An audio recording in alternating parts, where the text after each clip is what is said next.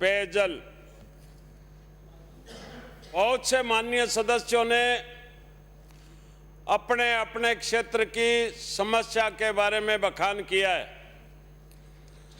सभापति महोदय, मैं आपके माध्यम से मंत्री महोदय से ये निवेदन करना चाहता हूं कि सबसे भयंकर समस्या आज के दिन एक तो ये जो पंचायतों को जनता जल योजना, इसको पंचायतों ने फेल कर दिया है। पानी सुचारू रूप से दे नहीं रहे हैं, समय पे बिल नहीं भरे जा रहे हैं, बिजली कट जाती है 10-10 दिन तक।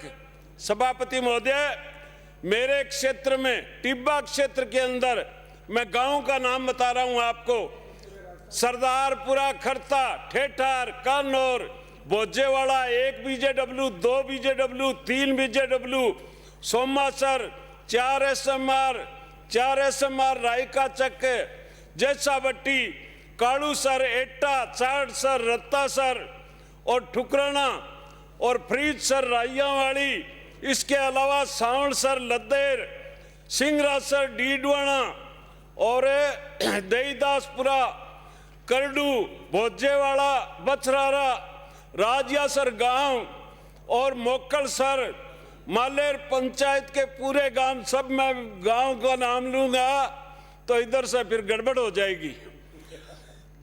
सभापति महोदय, मैं ये निवेदन करना चाहता हूं कि टिब्बा क्षेत्र के अंदर सर्दियों के अंदर भी पानी की किल्लत रहती है और सबसे बड़ी समस्या इस विभाग को, अगर कोई भट्टा बिठाने में आता है तो ये आपके हेल्पर जो है ना, ये चीफ इंजीनियर को ही फेल कर देते हैं। और जब आपसे हम बात करते हैं तो आप कहते हो इनकी तो यूनियन है, तो ये कोई भगवान है, खा जाएंगे, यूनियन है तो हमको बर्बाद कर देंगे सबको, कोई कार्रवाई नहीं करोगे। मैं सभापति महोदय, मंत्री महोदय से यह निवेदन करना चाहता हूं कि आपकी स्कीमें जो 24 घंटे के पैसे जमा करवाए हुए हैं बिजली के और लाइट दे रहे हैं 12 घंटे, 10 घंटे, मेरे क्षेत्र में सोमासर और जैसावट्टी नाम की 2 स्कीम है जिससे 8-8, 10-10 गांव जुड़े हुए हैं। उनके अंदर 8-10 घंटे से लाइट ज्यादा नहीं और पैसा पीएचडी ने 24 घंटे का जमा करवा के लाइन खींची हुई है। दूसरी, जो पीएचडी ने मोटरें ठेकेदारों से लगाई है, वो पानी अपनी जी शेड्यूल के अनुसार जितनी क्षमता में पानी निकालना चाहिए वो मोटर पानी नहीं निकाल सकती। क्यों? कि उसमें गड़बड़ घोटाला है। मैं ज्यादा चर्चा करूंगा तो आप मेरी सुनते नहीं हो और वो नीचे वाले अधिकारी और खाएंगे। मैं ये निवेदन करना चाहता हूं, एक जगह नहीं 10 स्कीमों पर मैंने देखा है 50 HP की मोटर वो पानी अपनी क्षमता के अनुसार नहीं निकाल रही है, वहीं पानी बिलो रही है। बिलोने का मतलब समझते हैं ना, अपना बिलोना जीऊं थारू कैसा नहीं है मंत्री महोदय।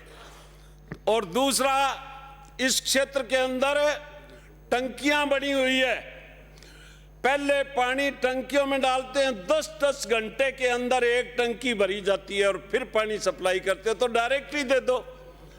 फिल्टर तो पानी टंकी कर नहीं रही है, फिल्टर तो पीछे से होके आता है अगर है तो, और नहीं है तो। टंकियों में 10-10 घंटे टाइम बर्बाद करके और 100-100 फीट ऊंचा पानी चढ़ाना, मोटर तो आगे ही कमजोर है और बिना मतलब का टाइम वेस्ट कर रहे हो।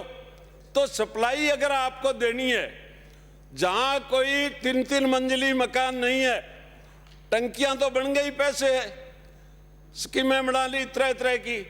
तो मैं मंत्री महोदय आपसे यही निवेदन करना चाहता हूं। दूसरा, एक अगर आपसे इलाज होता है तो अवैध कनेक्शन, मुझे एक स्कीम ऐसी बता दो जिसमें 100% गांव में पानी मिलता हो। एक भी ऐसा गांव नहीं है, एक भी स्कीम। क्यों? कि लोग मनमर्जी के कलेक्शन हेल्पर कराते हैं, वो अपने आप ही बहुत होशियार है, लोग कर लेते हैं। पुरानी रबड़ समाप्त, मेरे पहले भी 3 मिनट बाकी पड़े हैं, पिछली बार 15-12 मिनट दिए आपने। मेरे पे थोड़ी कृपा करो, और मैं धीमी गति के समाचार हूं, पहले भी कह दिया। तो हाँ जी, अपनी बात समाप्त करो। मैं इनके बहस से मैं भी तू, मैं ये कह रहा था कि अवैध कनेक्शन और मोटर, दो चीजों की आप व्यवस्था कर दो तो मैं दावे के साथ कहता हूं कि पानी सप्लाई में कोई बाधा नहीं आएगी। 3 इंच की पाइप, आपका जो कनेक्शन है शेड्यूल के हिसाब से 90 घरों को पानी दे सकता है। 3 इंच पाइप और इतना कनेक्शन 90 घरों को। तो आपने पाइपें बहुत लगा रखी है, सब कुछ उपलब्ध होते हुए भी पानी नहीं है। अंतिम छोर के उपभोक्ता तो हमेशा रोते ही रहते हैं। तो आप तो एक तो इन हेल्परों का और एक अवैध कनेक्शन, इनमें कटौती करो, नहीं तो माननीय सभापति महोदय, मैं मंत्री महोदय, डेजर्ट वाले गांव जो है सर्दियों में पानी नहीं पहुंचता है। सूरतगढ़ शहर के अंदर 45 वार्ड है, बहुत पैसा खर्च किया है पीएचडी ने, फिर भी आज भी लोग प्यासे हैं सर्दियों में।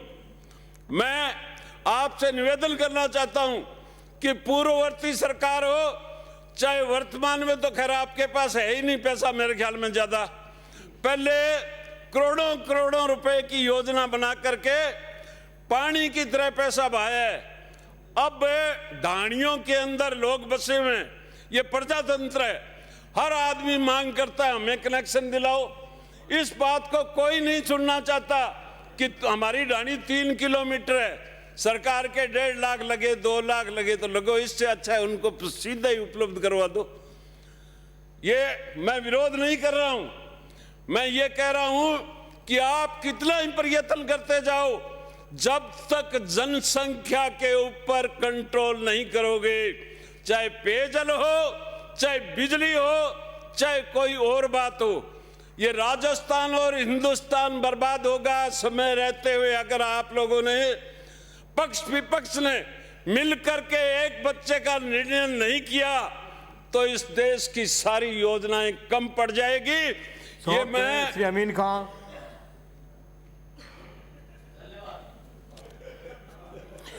कोई पुरानी दुश्मनी है। जय हिंद।